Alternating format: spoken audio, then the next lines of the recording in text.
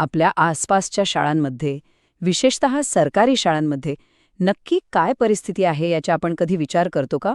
आज आपण एका अधिकृत सरकारी कागदपत्राच्या आधारे महाबळेश्वर तालुक्यातील शाळांमधील एका महत्त्वाच्या विषयावर नजर टाकणार आहोत.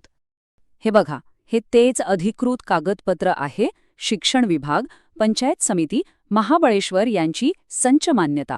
आणि यातली सगळ्यात महत्त्वाची गोष्ट म्हणजे ही आकडेवारी येणाऱ्या शैक्षणिक वर्षासाठी आहे, म्हणजे 2025-2026 साठी. याचा अर्थ भविष्यात कोणती आव्हानं समोर आहेत याची कल्पना आपल्याला आत्ताच येणार आहे. चला तर मग ह्या कागदपत्रात नेमकं काय दडलंय ते पाहूया. यात खूप आकडे आहेत, पण एक असा आकडा आहे जो सगळी परिस्थिती आपल्यासमोर मांडतो. आणि तो आकडा आहे 33. हो, अगदी बरोबर. या अधिकृत अहवालानुसार महाबळेश्वर तालुक्यात शिक्षकांची तब्बल 33 पदं रिक्त आहेत. आता हा आकडा कदाचित कोणाला लहान वाटेल, पण विद्यार्थ्यांच्या शिक्षणावर होणारा याचा परिणाम खूप मोठा असू शकतो. पण हा 33चा आकडा आला कुठून आणि याचा खरा अर्थ काय आहे हे समजून घेण्यासाठी आपल्याला हे कागदपत्र जरा खोलात जाऊन पाहावं लागेल. तर सर्वात आधी ही संच मान्यता म्हणजे नेमकं काय? अगदी सोप्या भाषेत सांगायचं तर प्रत्येक शाळेत किती विद्यार्थी आहेत, त्या हिशोबाने तिथे किती शिक्षक आणि इतर कर्मचारी पाहिजेत याचं हे एक अधिकृत सरकारी गणित आहे. त्यामुळे या कागदपत्राला खूप महत्त्व आहे. आता हे बघा, या कागदपत्राची मांडणी किती पद्धतशीर आहे.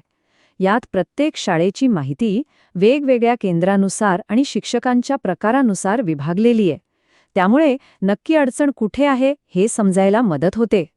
यातले काही शब्द महत्त्वाचे आहेत, जसं की केंद्र नाव म्हणजे काही शाळांचा मिळून एक गट, मग उपशिक्षक म्हणजे असिस्टंट टीचर आणि पदवीधर म्हणजे ग्रॅज्युएट टीचर. हे लक्ष ठेवलं ना की पुढची आकडेवारी समजायला एकदम सोपी होईल. आणि इथेच एक खूप धक्कादायक गोष्ट समोर येते. जेव्हा आपण एकूण रिक्त जागांची बेरीज पाहतो तेव्हा असं दिसतं की या 33 जागांमध्ये उपशिक्षक पदाची एकही जागा रिकामी नाहीये. सगळ्याच्या सगळ्या म्हणजे पूर्ण 33 जागा या पदवीधर शिक्षक ह्या पदाच्या आहेत. हा एक खूपच महत्त्वाचा मुद्दा आहे. चला आता जरा पुढे जाऊया आणि बघूया की ह्या 33 जागा तालुक्यातल्या वेगवेगळ्या भागांमध्ये कशा विभागल्या गेल्यात. आकडेवारीवर नजर टाकल्यावर लगेच दिसतं की काही केंद्रांना याचा जास्त फटका बसला आहे. उदाहरणार्थ वेळेपूर आणि येरणे बुद्रुक या दोन्ही केंद्रांमध्ये प्रत्येकी 5-5 जागा रिक्त आहेत. त्या खालोखाल खारोशी केंद्रात 4 जागा रिक्त आहेत. म्हणजे काही भागांमध्ये ही समस्या अधिक गंभीर आहे. याचा सरळ अर्थ हा आहे की ही समस्या कुठल्या एका गावापुरती किंवा एका केंद्रापुरती मर्यादित नाही. महाबळेश्वर तालुक्यातील तब्बल 9 वेगवेगळ्या केंद्रांमध्ये ही पदं रिक्त आहेत. म्हणजे ही एक संपूर्ण तालुक्याला भेडसावणारी समस्या आहे.